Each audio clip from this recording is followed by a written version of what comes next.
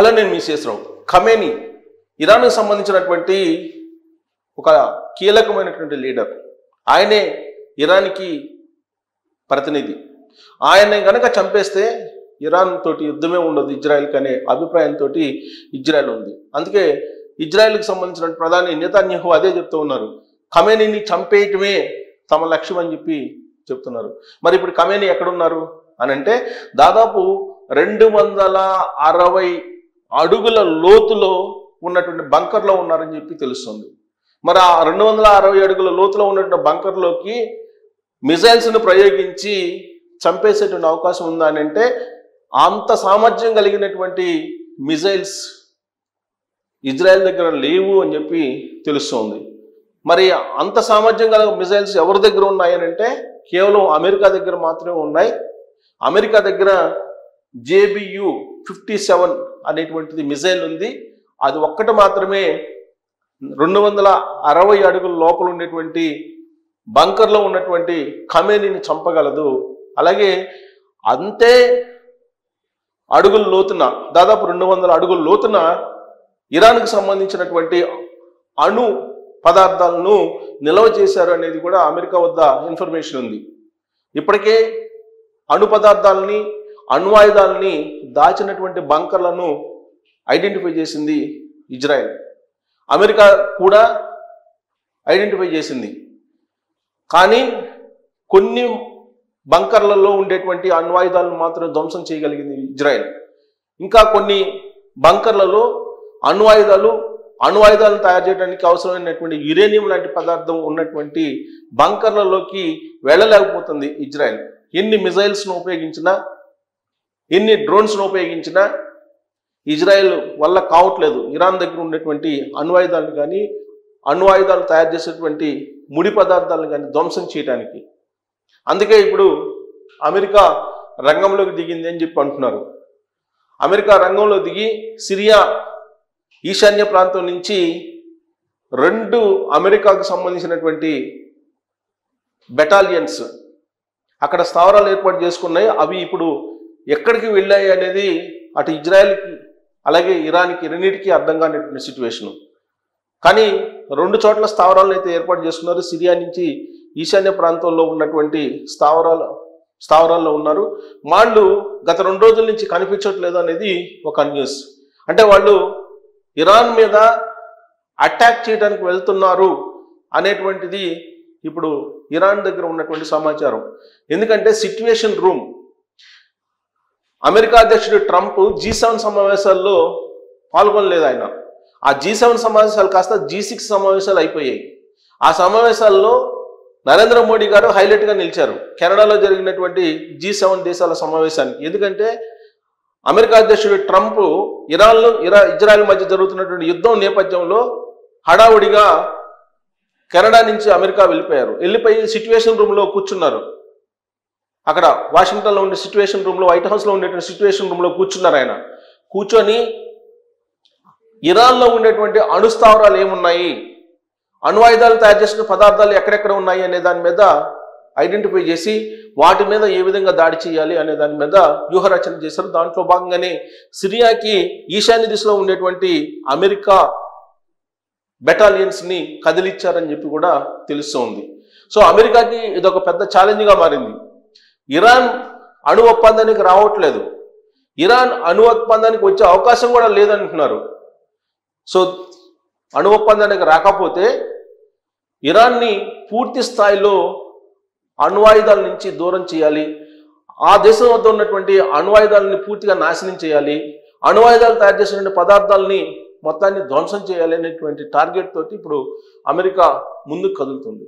దాంట్లో భాగంగానే బంకర్లలో దాచి ఉంచినటువంటి కీలకమైనటువంటి ఈ అణ్వాయుధ పదార్థాలను ధ్వంసం చేయాలంటే కేవలం JBU-57 మాత్రమే, అది ప్రపంచంలో ఏ దేశంలో లేదు అంత పవర్ఫుల్ మిజైల్, కేవలం అమెరికా దగ్గరే ఉంది. అమెరికా మాత్రమే దాన్ని ప్రయోగించి ఇరాన్లో ఉన్నటువంటి ఈ అణ్వాయుధ తయారు చేసేటువంటి పదార్థాలను ధ్వంసం చేయగలదు. కాబట్టి వీటిని ప్రయోగిస్తే గనక పెద్ద ఎత్తున రేడియేషన్ బయటకు వచ్చేటువంటి అవకాశం ఉంది. దాని ప్రభావం మొత్తం పశ్చిమ ఆసియాలో వ్యాపించేటువంటి డేంజర్ సిచ్యువేషన్ ఇప్పుడు అక్కడ నెలకొని ఉంది అని చెప్పి దౌత్య నిపుణులు చెప్తూ ఉన్నారు. ఏ క్షణంలో ఏం జరుగుతుందో తెలియనటువంటి సిచ్యువేషన్ పశ్చిమాసియాలో ఉంది. ట్రంప్ హడావుడిగా వెళ్ళిపోయి సిచ్యువేషన్ రూమ్లో కూర్చున్నారని అంటేనే ఏదో జరగబోతుంది, ఇరాన్ మీద ఎలాంటి అటాక్ జరుగుతుంది అనేది ఇప్పుడు ఒక పెద్ద చర్చ. ఎందుకనంటే ఇజ్రాయెల్ ఇరాన్ మధ్య జరుగుతున్నటువంటి వారిలో ఇరాన్ ఏమాత్రం తగ్గట్లేదు. పైగా ఇజ్రాయెల్లో ఉండే ప్రధాన నగరాల మీద దాడులు చేసింది, ఊహించినటువంటి నష్టాన్ని చేకూర్చింది. దానికి కారణం ఏంటంటే ఇజ్రాయెల్ ప్రయోగించేటువంటి డ్రోన్స్ కానీ మిజైల్స్ని కానీ ఆల్రెడీ రష్యా నుంచి ఇరాన్ పొందినటువంటి S-300 అనేటువంటి రాడార్ ద్వారా వీటన్నిటిని అడ్డుకుంటుంది. S-400 అనేది మనం ఆపరేషన్ సింధూర్లో భారత ఆర్మీ ఉపయోగించింది. దాని ద్వారానే పాకిస్తాన్ పంపినటువంటి మిజైల్స్ని డ్రోన్స్ని అడ్డుకోవడంతో పాటు భారతదేశానికి సంబంధించినటువంటి మిజైల్స్ పాకిస్తాన్కి సంబంధించినటువంటి ఎయిర్ బేస్ని ధ్వంసం చేసేసాయి. సేమ్ అలానే రష్యా నుంచి కొనుగోలు చేసినటువంటి S-300 అనేటువంటి రాడార్ను ఉపయోగించి ఇరాన్ ఇజ్రాయెల్ ప్రయోగించేటువంటి మిజైల్స్ని అలాగే డ్రోన్స్ని దెబ్బతీయటంతో పాటు ఐరన్ డోమ్కి కూడా అందని విధంగా మిజైల్స్ని ప్రయోగించి ఇజ్రాయెల్ నగరాలని ధ్వంసం చేసింది. ఇది ఊహించినటువంటి పరిణామం.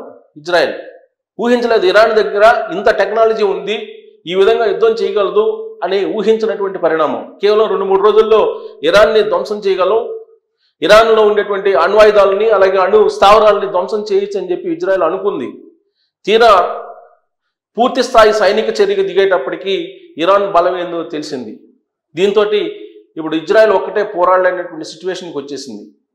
నెతన్యాహు అమెరికా యొక్క సపోర్ట్ని కోరారు. అమెరికా డైరెక్ట్గా ఇప్పుడు రంగంలో దిగింది. అమెరికా డైరెక్ట్ రంగంలో దిగి అమెరికా దేశం వద్ద ఉన్నటువంటి పవర్ఫుల్ వెపన్స్ ఏవైతే ఉన్నాయో వాటిని వాడడానికి ఇరాన్ మీద ఇప్పుడు సిద్ధమైంది.